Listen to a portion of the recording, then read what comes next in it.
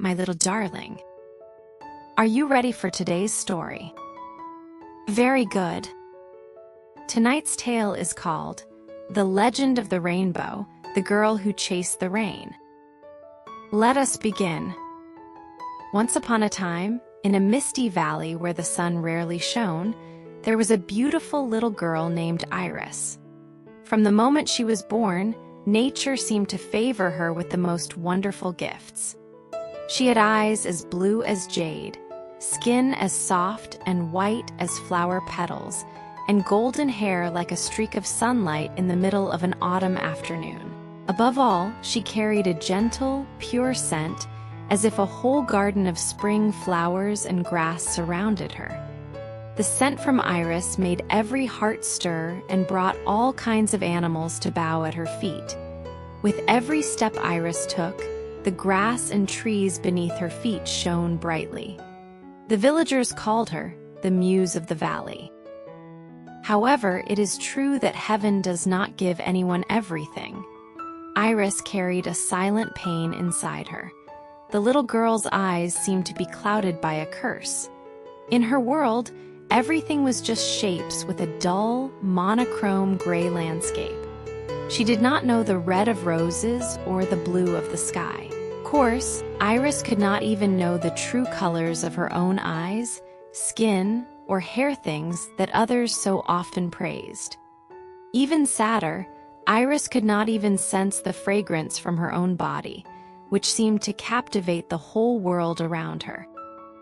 Despite the admiration surrounding her, Iris always looked for empty places. She sat alone in silence, feeding her sadness in her colorless world. One day, a storm poured down on the valley again.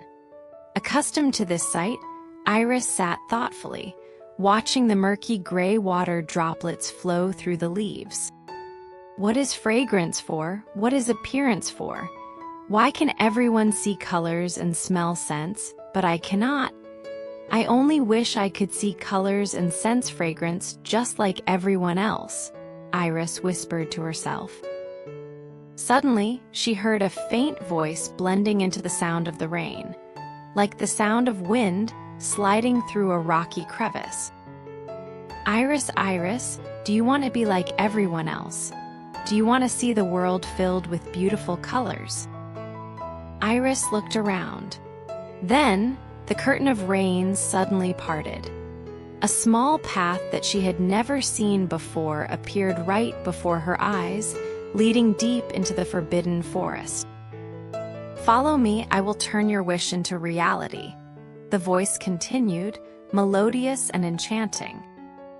With a moment of hesitation, Iris still followed the guidance of the voice unconsciously. She walked on and on. The path seemed to grow smaller and smaller with more forks. Her tiny feet were scratched and bleeding from thorns, and her thin dress was soaked through with freezing rainwater. Finally, the voice stopped. Before Iris was a strange swamp overgrown with unusual plants. Their bodies were full of sharp thorns, but their flowers were extraordinarily large and beautiful. Iris suppressed her fear, groping her way toward the mound of earth in the middle of the swamp. Sitting, there was a young woman whose face exuded a high and majestic air of supreme beauty. She sat calmly on a throne woven from thorny vines covered with brightly colored flowers. "Come here, little girl. I have been waiting for you for a very long time, Iris," the woman said gently.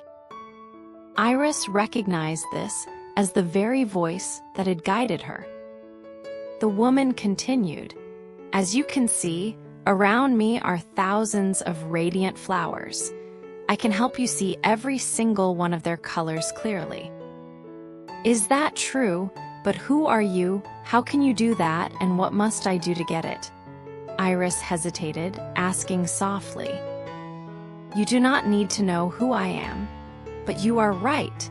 You only receive when you give. To see colors like everyone else, you need to give your scent back to me," the woman replied. She had long desired Iris's captivating fragrance, and Iris's wish under the rain was like the key that unlocked the door to make her desire reality. You cannot even sense your own fragrance anyway. You do not need something that only others can experience. You need what you can feel yourself. Isn't that right? She continued with sweet words. Iris looked at the flowers shining brilliantly. Even though she could not see their colors, she could feel their magical beauty. The enchanting voice, as if reading her thoughts, also urged her, making the little girl's heart beat fast. "I agree," Iris replied with a soft tremble. The woman smiled faintly as if released. She raised her hand forward and a mist enveloped Iris. The little girl felt suffocated, as if the air inside her body was being drained completely. She squeezed her eyes shut, trying to breathe in the thick mist, but she could not. Iris collapsed, fainting away. No one knew how much time had passed when Iris woke up. Blinding beams of light rushed into her eyes. Everything had changed completely for her. Everything was filled with color. Iris saw the red of the flowers and the green of the branches and leaves. Looking down at herself, the little girl saw the golden shine of her hair and her snow-white skin. She admired the sea blue color of her dress, even with the brown mud splattered all over it. Iris was overwhelmed and floated in happiness. She had tried to imagine it before, but she never thought the world of color could be so wonderful. All her pain and fatigue vanished. Iris ran like the wind back home. However difficult the path there had been, the return journey was just as easy. She wanted to look at herself in the mirror immediately to see her jade blue eyes and sun-like golden hair. These were the very things everyone had always praised so much. She wanted to show everyone that she could see herself. Yes, she could truly see herself and see everyone else completely. However, contrary to usual, today the villagers no longer gathered around Iris. Everyone seemed to be avoiding the little girl. They whispered, gossiped, and showed clear estrangement. Iris gradually realized something was wrong. The rain had stopped at some point, and her body began to emit a suffocating, foul, fishy odor. She could not only see every color fully, but also began to sense the smell from her own body. But no, Iris froze. This was not fragrance. This was the stinky smell of the swamp, and it was clinging to her. That woman had not only taken her fragrance, but had also forced her to carry the breath of the place where she lived. Iris ran straight home.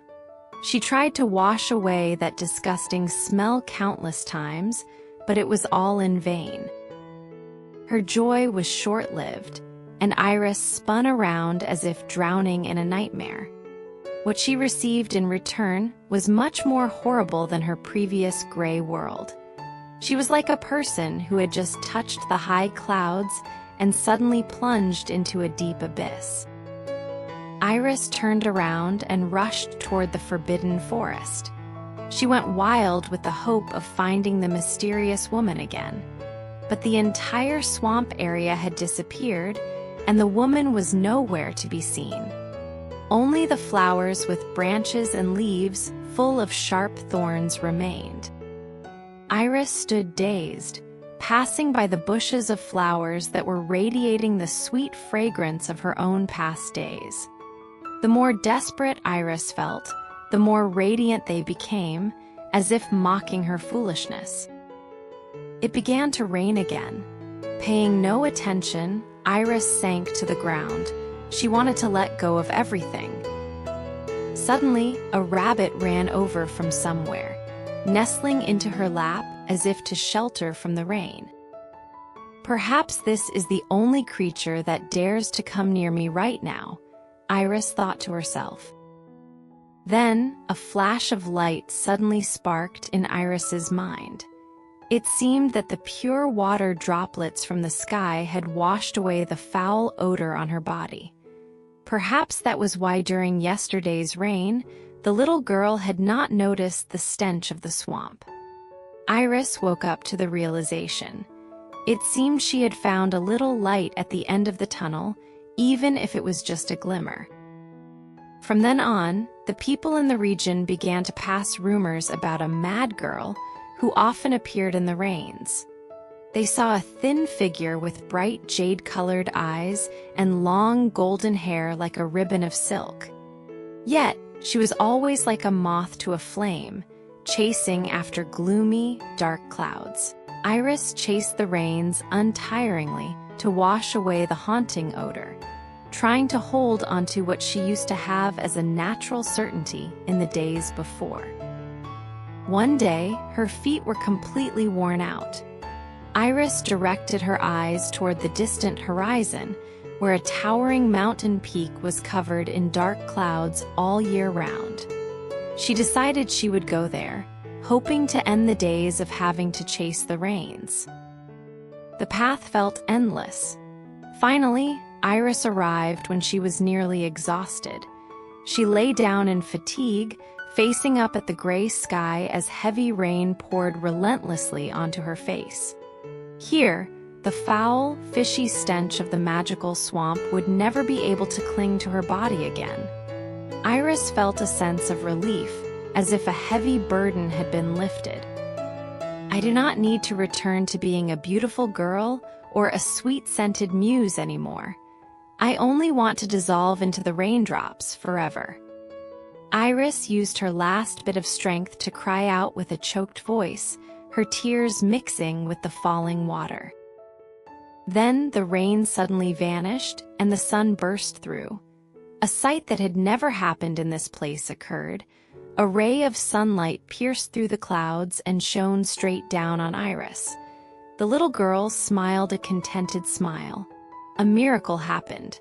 Her entire body lit up, then soared high into the air. She turned into a brilliant ribbon of color stretching across the sky. Since that day, Iris was no longer the muse with the enchanting fragrance, nor was she the mad girl chasing the rains. She became the embodiment of the magical intersection between water and light. She could travel everywhere, looking at the colorful world she had always longed for, and she was also awaited by everyone to be looked upon. But Iris only appears after the rains, when her body has been completely purified. And then, she quietly dissolves into the void, waiting for the next rains to continue her journey. The story ends here. Now close your eyes, sleep tight, and have beautiful dreams. Good night.